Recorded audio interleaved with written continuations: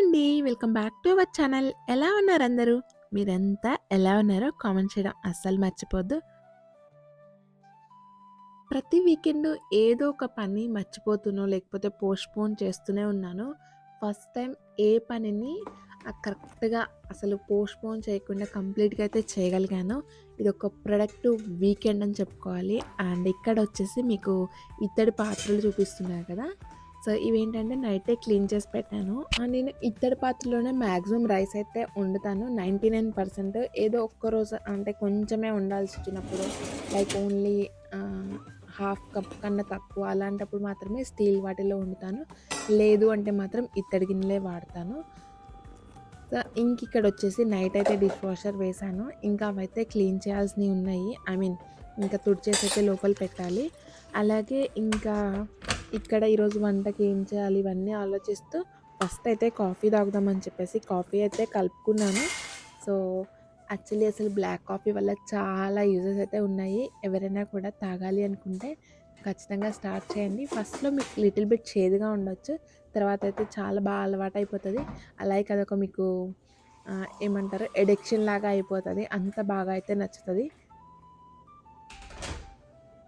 Only weight లాస్‌కి అని కాదు. సో, ఏంటంటే ఏదన్నా కాఫీ గానీ, టీ గానీ తాగినప్పుడు మనం కొంచెం యాక్టివ్ అయితా ఉంటారు. సో దట్ ఇంకా బ్లాక్ కాఫీ తాగడం వల్ల ఏంటంటే అది కెఫీన్ కదా! ఇంకొంచెం ఓవర్ యాక్టివ్ అయితే ఉంటారు. సో, ఎర్లీ మార్నింగ్ యాక్టివ్‌గా ఉండడం అనేది చాలా అవసరం. సో, యాక్టివ్‌గా ఉండడం వల్ల మన డే అంతా గూడా చాలా ప్రొడక్టివ్‌గా ఉంటది. సో, యాక్చువల్లీ కాఫీ కలుపుకున్నా గదా! నేనంత వేడి కాఫీ అయితే తాగలేను. సో, కొంచెం అవి చల్లారిపోయేలోపు నేనైతే బ్రేక్‌ఫాస్ట్‌కి ఏం చేయాలి, అలాగే లంచ్‌కి కర్రీ ఏం చేయాలి అని చెప్పేసి ఫ్రిడ్జ్‌లోంచి ఫస్ట్ అయితే అవి తీసేసి బయట పెట్టేస్తున్నాను. ఈలోపైతే మా పాప అయితే నిద్ర అయితే లేచింది. సో, ఇంక తను ఫ్రెష్ అయితే కిందకొచ్చారు మమ్మీ అండ్ పాప. ఇంకిక్కడైతే ఆడుకుంటా ఉంది. యాక్చువల్లీ తను ఈ మధ్య అయితే కొన్ని ఫ్యూ వర్డ్స్ అయితే చాలా ఫాస్ట్‌గా నేర్చుకుంటుంది. లైక్ మొన్న బర్త్‌డే కదా! సో, బెలూన్స్ అవన్నీ చూసినప్పుడల్లా అంటే హ్యాపీ బర్త్‌డే మొత్తం అయితే రాలేదు. హ్యాపీ అనేదొచ్చింది. అండ్ సైకిల్ ఇలా ఫ్యూ వర్డ్స్ అయితే చాలా బాగా అయితే నేర్చుకుంటుంది. సో, ఇలాంటివి చూసినప్పుడు మనసుకి చాలా హ్యాపీగా అనిపిస్తది గదా! కాఫీ అయితే తాగేసాను. ఇంకా కాఫీ అయినాక ఈరోజు బ్రేక్‌ఫాస్ట్ వచ్చేసి ఇడ్లీ అండ్ పల్లి చట్నీ. సో, ఇంక అవైతే రెడీ చేసేసాను. ఇక్కడైతే ఇంక మమ్మీ క్యాబేజ్ అయితే కట్ చేస్తున్నారు. ఈరోజు కర్రీ వచ్చేసి క్యాబేజ్ శనగపప్పు కర్రీ అయితే చేస్తున్నాను. అసలు ఈ కర్రీ అయితే ఎవరైనా నేను రెసిపీ కూడా చూపిస్తాను కంటిన్యూషన్ వీడియోలో. సో, ఒకసారైతే ఇలా ట్రై చేయండి. ఇలా ట్రై చేయడం వల్ల ఏంటంటే క్యాబేజ్ చాలా మందికి నచ్చదు. స్మెల్ అయితే వస్తది. అండ్ క్యాబేజ్ స్మెల్ చాలా మందికి పడదు. సో, ఒకసారైతే ఇలా ట్రై చేయండి.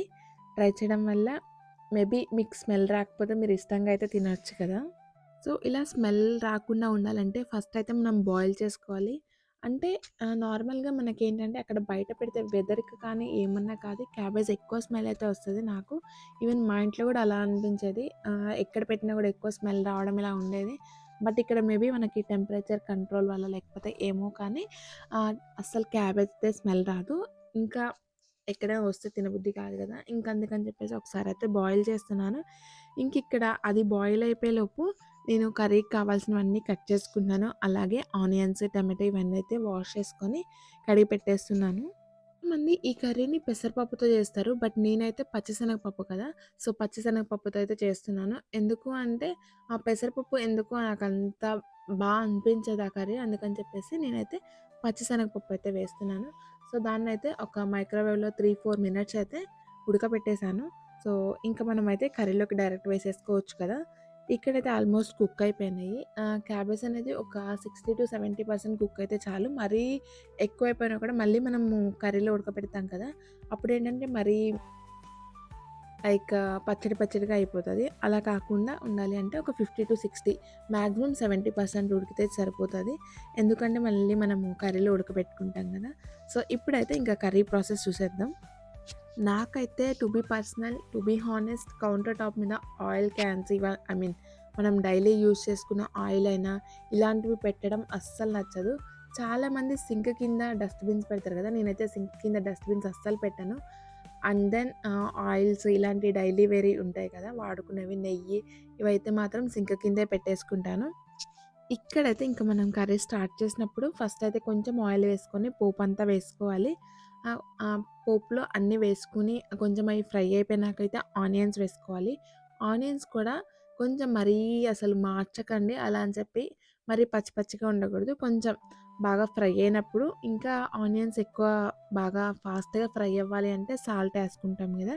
సో, సాల్ట్ అయితే వేసుకోవాలి. సాల్ట్ వేసుకున్నాక కొంచెం జింజర్ గార్లిక్ పేస్ట్ అలాగే మీ స్పైస్‌ని బట్టి పచ్చిమిర్చి ఇవైతే యాడ్ చేసుకోవాలి.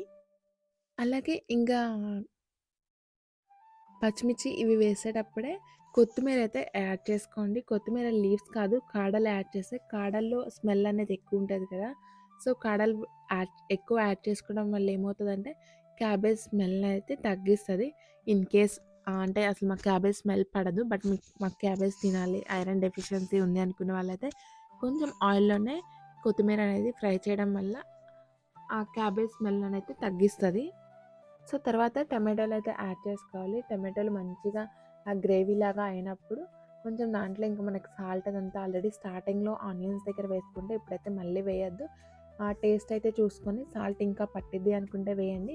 తర్వాత కారము మీరు కొంచెం కర్రీ అనేది స్పైసీ తక్కువగా ఉండాలి అంటే కొంచెం తక్కువ కారం వేసుకోండి. అలాగే ఇంకా జీలకర్ర పౌడరు, గరం మసాలా అయితే ఏం వేసే పని లేదు. సో, ఇదైతే వేసుకొని మొత్తము మిక్స్ చేసుకున్నాక ఒకసారైతే మనం ఆల్రెడీ క్యాబేజ్‌నైతే ఉడకబెట్టుకున్నాం కదా! అదంతా వాటర్ అంతా పోయినాక క్యాబేజ్‌నైతే యాడ్ చేసుకొని ఒక 2 మినిట్స్ అయితే మంచి హై ఫ్లేమ్ మీద లైక్ మీకు పవర్ బాయిల్ ఉంటే పవర్ బాయిల్ మీద అయితే పెట్టుకోండి. సో, అలా పెట్టుకోవడం వల్ల ఏమవుతదంటే ఇంకా ఆల్రెడీ క్యాబేజ్‌లో ఇంకేమన్నా ఉంటే అవన్నీ వాటర్ అయితే పోతాయి. సో, ఒకసారైతే ఆయిల్‌లో అయితే ఫ్రై అయిపోయిద్ది కదా! అందుకని చెప్పేసి హై ఫ్లేమ్‌లో అయితే పెట్టుకోవాలి. ఆల్రెడీ మనము పచ్చిశనగపప్పు అనేది ఒక 4 మినిట్స్ అయితే నేను మైక్రోవేవ్‌లో ఉడికించుకున్నా కదా! సో, ఇప్పుడైతే ఒకసారి వాష్ చేసేసి మళ్ళీ ఒక ఇంకా మీరు కావాలి అంటే 4 మినిట్స్‌లో మాక్సిమం ఉడికిపోతాయి. లేదు అనుకుంటే ఇంకొక ఎక్స్‌ట్రా 1 మినిట్ అయితే పెట్టుకోండి. టోటల్ 5 మినిట్స్ పెట్టుకొని ఇందులో యాడ్ చేసుకుంటే ఇంకా మళ్ళీ ప్రత్యేకంగా పచ్చిశనగపప్పుకి ఎక్కువ టైం అయితే ఉడకాల్సిన అవసరం లేదు. కర్రీతో పాటే ఉడికేస్తే సరిపోతది. సో, ఇవన్నీ అయితే వేసేసి ఒకసారైతే మిక్స్ చేసుకొని ఇంకా మూత పెట్టేస్తే ఒక 2 మినిట్స్ తర్వాత ఒక 1 గ్లాస్ అయితే వాటర్ ఎయాలి. వాటర్ వేసినాక మూత పెట్టుకుంటే ఒక 10-15 మినిట్స్ లైక్ మీడియం ఫ్లేమ్‌లో అయితే ఒక 10 మినిట్స్‌లో అయిపోతది. హై ఫ్లేమ్ పెట్టుకుంటే 5 మినిట్స్. లేదు మేము కొంచెం స్లోగా వండుకుంటాము. చాలామందేంటంటే ఇలా కర్రీస్‌ని స్లోగా చేయడానికి ఇష్టపడతారు. టేస్ట్ అనేది ఎన్హాన్స్ అవుతదని చెప్పేసి. ఇంక నార్మల్ తక్కువ ఫ్లేమ్‌లో పెట్టుకుంటే ఒక 15 మినిట్స్‌లో అయితే మనకు కర్రీ అయితే రెడీ అయిపోతది. మీరు గ్రేవీగా కావాలి అనుకుంటే వాటర్ కొంచెం ఎక్కువున్నప్పుడే దించేసుకోవచ్చు. నేనైతే గ్రేవీ కాదు లైక్ ఫ్రై లాగా, సెమీ గ్రేవీ లాగా అనుకున్నాను. సో, ఆల్మోస్ట్ వాటర్ అయితే మొత్తం ఇంకిపోయేదాకా ఉంచాను. సో, ఇదేంటంటే రైస్‌లోకి, చపాతీలోకి దేనికైనా బావుంటది. నేను మాక్సిమం రెండిటికి అన్నట్టు చేస్తాను. ఏ కర్రీ చేసినా. ఇక్కడైతే ఆల్రెడీ మీకు మార్నింగే చూపించాను కదా! ఇత్తడి గిన్నెలు వాష్ చేసి పెట్టేసాననేది. అసలు రైస్ అయితే ఈరోజు దాంట్లో అస్సలు ఉండబుద్ధి కాలేదు. అలా గిన్నెని చూస్తానే ఉండాలనిపించింది. బట్ ఇంకా ప్రతిరోజు ఇత్తడి గిన్నెలోనే చేస్తాను కదా! ఇంకా ఇంకొక గిన్నె కూడా మంచిగా షైన్ అవుతా ఉంది కదా!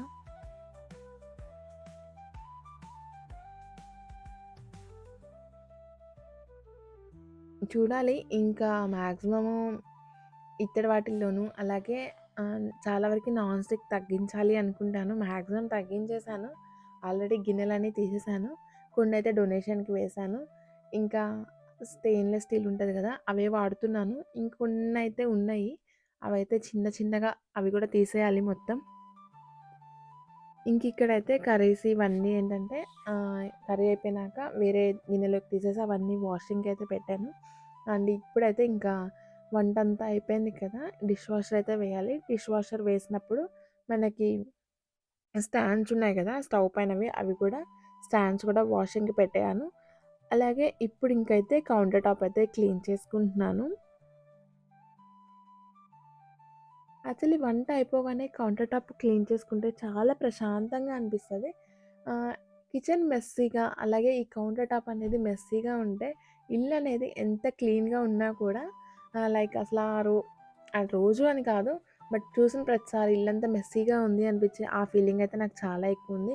మేబీ దీన్ని ఓసీడీ అంటారో లేకపోతే ఏమన్నా అనుకోవచ్చు. బట్ నేనైతే మాత్రం ఆ కౌంటర్ టాప్ మాక్సిమం ఎన్ని సార్లయితే అన్ని సార్లు తుడవడానికి ప్రయత్నిస్తాను. ఎందుకంటే కౌంటర్ టాప్ అనేది నీట్‌గా ఉంటే అదొక ఫ్రెష్ ఫీల్ అనేది వస్తది. నాకైతే మా కిచెన్ అంటే చాలా ఇష్టము.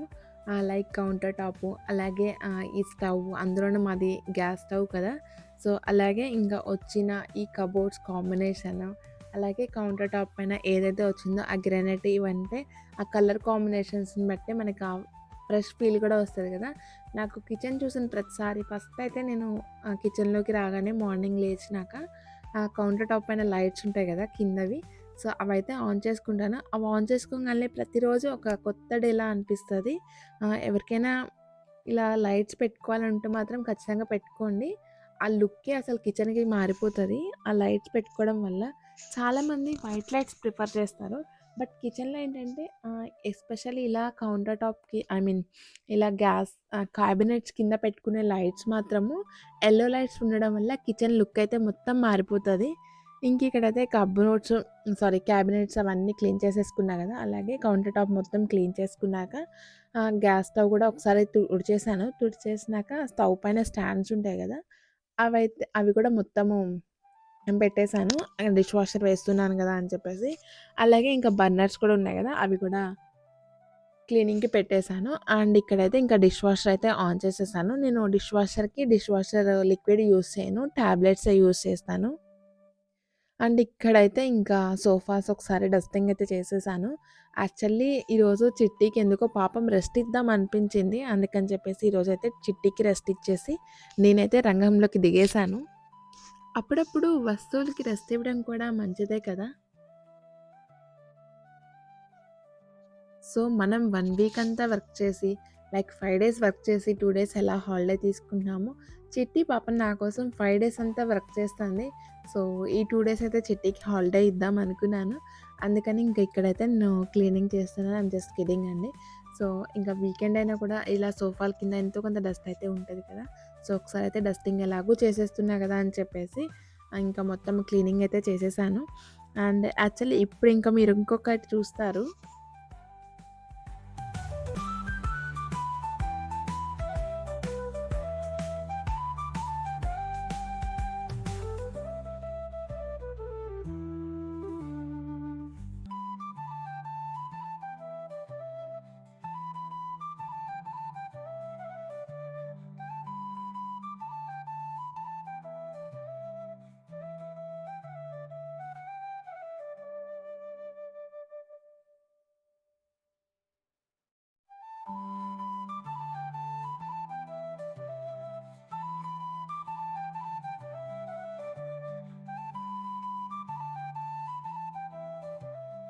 సో, ఇక్కడైతే ఇంకా మీకు కొత్తగా అనిపించొచ్చు. ఏంటి కూర్చొని కసువుడుస్తుంది అని చెప్పేసి. అవును, మీకు కసువు అంటే ఇంకొక డౌట్ రావచ్చేమో. లైక్ చీపిరితో స్వీప్‌ని మేము కసువు అంటాము. లేదా చీపిరి పెట్టడం అంటాము. చాలామంది పరక అంటారు. ఇంకొకళ్ళేంటంటే తెలంగాణ సైడ్ వేరే ఇలా స్లాంగ్ అయితే ఉంటది కదా! సో, ఇక్కడ మా సైడ్ అయితే మేము కసువుడవడం అంటాము. ఇలా అయితే కూర్చొని ఊడిస్తే ఏంటంటే మళ్ళీ ఇంకొకసారి సోఫాల కింద డస్టింగ్ అంతా చేసే పని ఉండదు కదా! ఒకటేసారి అయిపోతది కదా అని చెప్పేసి నేను సోఫాల కింద అలాగే ఫ్లోర్ కూడా ఒకటేసారి అయితే ఊడ్చేస్తున్నాను. కొంచెం కొత్తగా అనిపించొచ్చు. బట్ నీట్‌గా ఉంటది అని చెప్పేసి నేనైతే మాక్సిమం ఇలాగా ఎప్పుడైనా ఎక్కువ సేపు లైక్ కొంచెం ప్రశాంతంగా ఉండి క్లీన్ చేయాలి అంటే మాత్రం ఇలా ఎక్కువ టైం అయితే తీసుకొని క్లీన్ అయితే చేస్తాను. యాక్చువల్లీ చిట్టి రోజు క్లీన్ చేస్తది. బట్ సోఫాల కిందకి తను వెళ్ళలేదు కదా! డైనింగ్ టేబుల్ కిందకి ఇట్లా అంతా చేస్తది గానీ, బట్ సోఫాల కిందయితే తను చేయలేదు. అందుకని చెప్పేసి ఇంకా ఈరోజైతే నేను డీప్ క్లీన్ అయితే చేద్దామని చెప్పేసి సోఫాల కింద కూడా ఒకసారి డస్టింగ్ అయితే చేసేసాను. ఇక్కడ మీరు చూసుకున్నట్టయితే బ్రేక్‌ఫాస్ట్ అయిపోయింది. లంచ్ ప్రిపరేషన్ అయిపోయింది. అలాగే నా కాఫీ కూడా నేను ఎంజాయ్ చేశాను. అలాగే ఇంకా డిష్ వాషర్ అయితే ఆన్ చేశాను. కౌంటర్ టాప్ క్లీన్ చేశాను. ఇక్కడైతే డస్టింగ్ అంతా అయిపోయింది. ఇన్ని పనులు చేశాను గదా! స్టిల్ నేను చూసారు గదా! ఒక బ్లాక్ కాఫీ తాగడం వల్ల రోజంతా ఎలా యాక్టివ్‌గా ఉంటాము. ఇక్కడైతే ఇంకా ఊడ్చేసినాక రోజు ముగ్గైతే వేస్తున్నాను గదా! ఒకసారి అయితే ఆ ముగ్గు మొత్తం అంటే నిన్న వేసింది తుడిచేసి ఈరోజైతే ఇంకో కొత్త ముగ్గయితే వేశాను. ఇంకా ఈరోజు నేను చేద్దామనుకున్న పనులన్నీ అయితే చేసేసాను. తర్వాత ఇంకొక వర్క్ అయితే పెండింగ్ ఉంది. ఇప్పుడైతే ఈ షాప్‌కే వెళ్దాం అనుకున్నాను. ఇప్పుడైతే ఆల్మోస్ట్ వచ్చేసాము షాప్‌కి. ఇదేంటంటే రెస్టారెంట్స్ వాళ్ళకి ఫుల్ బల్క్‌లో తెచ్చుకోవాలనుకున్న వాళ్ళకి ఇదైతే బెస్ట్ ఆప్షన్. ఈ వీడియో డీటెయిల్స్ అనేది నేను నెక్స్ట్ వీడియోలో ఫుల్ వ్లాగ్ లాగా పోస్ట్ చేస్తాను. ఎవ్వరు మిస్ అవ్వకుండా చూడండి. అలాగే సో, నెక్స్ట్ వీడియో కొంచెం లెంతీగా ఉంటది. బట్ స్టిల్ మీరైతే చూడండి. మీ అందరికీ నచ్చిద్దయితే అనుకుంటున్నాను. సో, ఇదండి ఈరోజు వ్లాగ్. సో, అలాగే ఇంకా షాపింగ్ నుంచి వస్తూ పావు బాజీ బ్రెడ్ అయితే తీసుకొచ్చాను. సో, ఇంకా డిన్నర్‌కైతే ఈరోజు pav bhaji and curd rice. So, ఈ పావు బాజీ రెసిపీ అనేది నేను నెక్స్ట్ వీడియోలో పోస్ట్ చేస్తాను. ఇదండి ఈరోజు వ్లాగ్. ఈ వ్లాగ్ అయితే మీకు నచ్చింది అనుకుంటున్నాను. నచ్చితే గనక ప్లీజ్ ఒక లైక్ అయితే చేయండి. అలాగే మీ ఫ్రెండ్స్ అండ్ ఫ్యామిలీకి షేర్ చేయండి. ఫస్ట్ టైం మన ఛానల్‌ని ఎవరైనా చూస్తున్నట్టయితే ప్లీజ్ సబ్స్క్రైబ్ చేసుకొని పక్కనే ఒక బెల్ సింబల్ ఉంటది. ఆ బెల్ సింబల్‌ని క్లిక్ చేస్తే నేను ఎప్పుడు వీడియోస్ పెట్టినా మీకైతే నోటిఫికేషన్ వచ్చిద్ది. Thank you so much for watching అండి. See you all in next video. Bye.